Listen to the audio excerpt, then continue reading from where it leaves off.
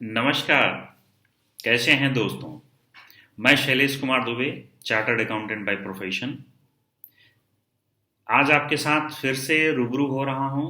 बहुत खुशी हो रही है क्योंकि एक लंबे अरसे से मैं यूट्यूब पे नहीं आ रहा था, किन्हीं अन्य कामों में व्यस्त था, प्रोफेशन में व्यस्त था, जिंदगी में व्यस्त था। लेकिन जब से मैंने यूट्यूब को ब्रेक दिया था, तब से मेरी लर्निंग भी थोड़ी कम हो गई। व्यक्ति को हमेशा लर्निंग कैपेसिटी अपनी बढ़ाती रहनी चाहिए और हमेशा कुछ न कुछ लर्न करते रहना चाहिए। मैं ये नहीं कहता कि मैंने दूसरी चीजें नहीं लर्न की।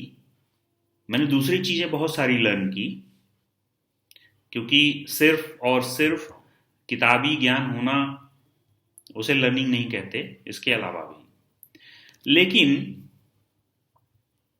हमारा जो सब्जेक्ट है, जो हमारे सीए प्रोफेशन से जुड़ा हुआ सब्जेक्ट है, जिसमें direct taxation, indirect taxation, companies act वगैरह वगैरह, जो हम लोग पढ़ते थे, जब हम लोग की पढ़ाई होती थी, जब हम लोग पढ़ते थे, तो सारे सब्जेक्ट पढ़ना होता था जितना कि आपके बिजनेस में यूज हो सकता है, जो मेन मेन थे।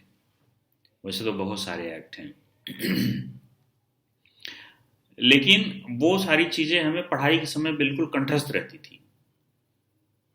उसके बाद हमारे प्रोफेशन में कहा गया है कि जीवन भर आपको पढ़ना ही पड़ेगा। अगर आप जीवन भर नहीं पढ़ेंगे तो आप अपने क्लाइंट को, आप अपने सहयोगियों को सही सलाह नहीं दे पाएंगे, क्योंकि हमारा काम सलाह देना ही है।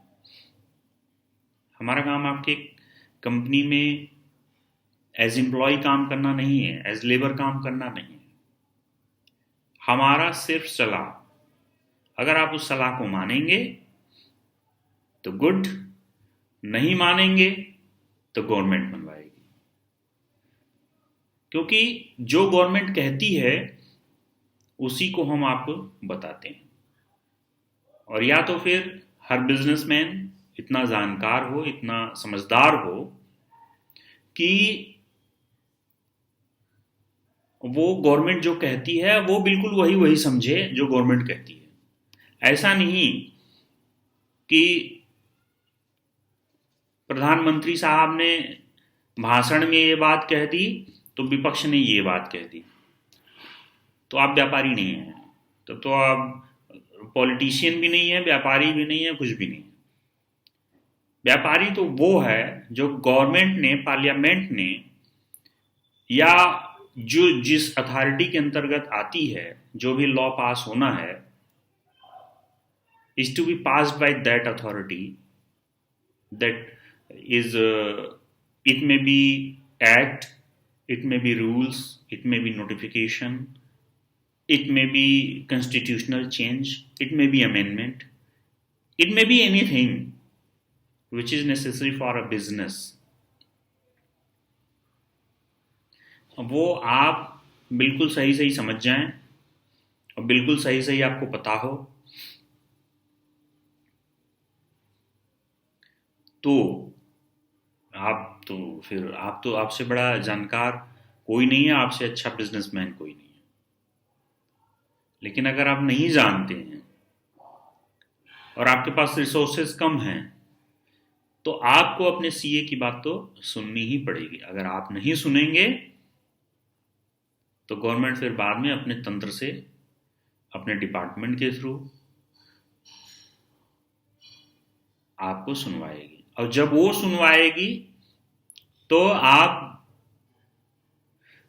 तब आप जो है सीए के पास आएंगे कि महोदय, मेरे किसी एक पर्टिकुलर सीए के पास नहीं, किसी भी के पास जाएंगे। तो आप जब उसके पास जाएंगे तब उससे कहेंगे कि हे प्रभु, आप ही सब कुछ मेरे हैं, आप ही मेरे कर्णधार हैं, और आप मुझे इस मुसीबत से बाहर निकालिए। तब सीए महोदय क्या कहेंगे?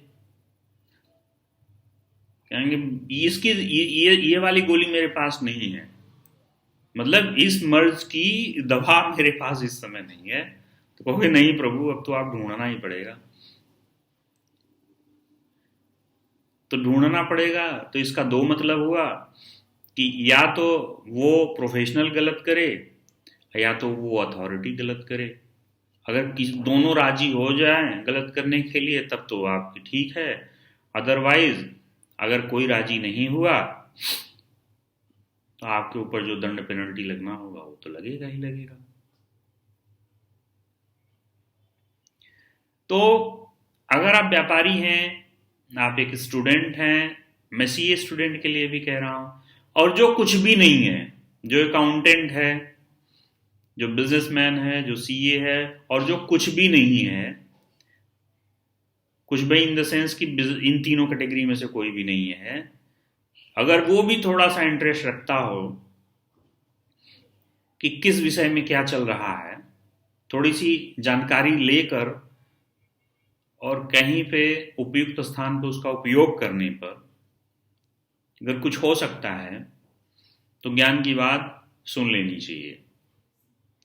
इसी सिलसिले में, क्योंकि मेरा जीएसटी बड़ा ही इंटरेस्टिंग सब्जेक्ट रहा है, जब जीएसटी नहीं आया था तो जो भी कोई ड्राफ्ट आता था मैं ड्राफ्ट निकाल के पढ़ता था। वो इसलिए पढ़ता था, हर सेमिनार को अटेंड करता था, वो इसलिए करता था कि जीएसटी इस समय आ रही है और जीएसटी को जितनी अच्छी तरह से आप समझ लोगे वो भविष्य के लिए बड़ा अच्छा रहेगा। मैंने जीएसटी को, जब ये जीएसटी पैदा नहीं हुई थी, गर्भ में थी, तब से जीएसटी को जान रहा हूँ और जीएसटी पे अध्ययन किया हूँ और जीएसटी को समझा हूँ। बीच में मैंने जीएसटी पे बड़े सारे वीडियोस भी बनाए मुख्य मुख्य टॉपिक्स पे, लेकिन अब मैं चाह रहा हूँ कि एक बार जीएसटी एज ए होल मैं स्टडी करूँ उसको फिर से, और उस स्टडी को पहले स्टडी करूँ फिर आपको बताऊं कि आज मैंने क्या स्टडी किया। तो आप जो मेरे इस वीडियो को सुन रहे हो, नहीं भी सुन रहे हो, मैं अपने YouTube चैनल पे इसको अपलोड करके आपको शेयर करूंगा। आप अगर उस YouTube से जुड़ जाएंगे तो मेरी पढ़ी हुई बात मैं जब आपको बताऊंगा, मेरी समझ आपको बताऊंगा, और उसमें आपका कोई एडिशन हो, आपको लगता है कि इसमें ये चीज जो और जोड़ देनी चाहिए थी, तो वो मेरे लिए एक सीख बनेगी और मैं उसको नए वीडियो में उसको इनकॉर्पोरेट करने की कोशिश करूंगा। तो ये मैं जो वीडियो बना रहा हूं, ये सबसे ज्यादा जो फायदेमंद होगा वो तो वैसे हर वर्ग के लिए होगा। जो जीएसटी के बारे में नहीं भी जानता होगा वो भी बड़ी अच्छी तरह से जान जाएगा, लेकिन खासकर अगर कोई स्टूडेंट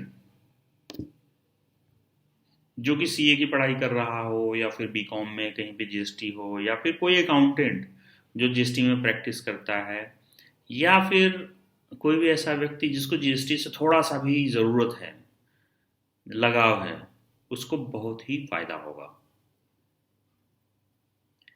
तो मैं ये नहीं बताऊंगा कि कब वीडियो कितने बजे, क्योंकि रेगुलरली मैं, ऐसा नहीं है कि हर रोज एक वीडियो डाल दूं। मेरा पर्पज वीडियो बनाना नहीं है, मेरा पर्पज स्टडी करना है।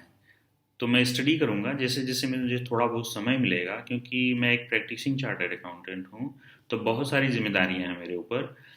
तो जब भी मैं स्टडी करूंगा किसी चीज को, चाहे वो छोटी सी बात हो चाहे पूरा चैप्टर हो, जब मैं उसको स्टडी करूंगा तो उसकी स्टडी से मेरा क्या कंक्लूजन निकला, what I drawn the conclusion from that study, I will share with you. तो हमें उम्मीद है कि आपको बहुत ही बेनिफिट होगा इससे। जब भी आप कभी इससे भूले भटके कभी इस वीडियो को आपके पास पहुंच जाएगा और मेरी इस वीडियो को आप लास्ट तक देख रहे होंगे, और उसके बाद जो भी आने वाली वीडियो होगी अगर आप उसको देख पाएंगे तो आपको बहुत ही फायदा होने वाला है। Thank you.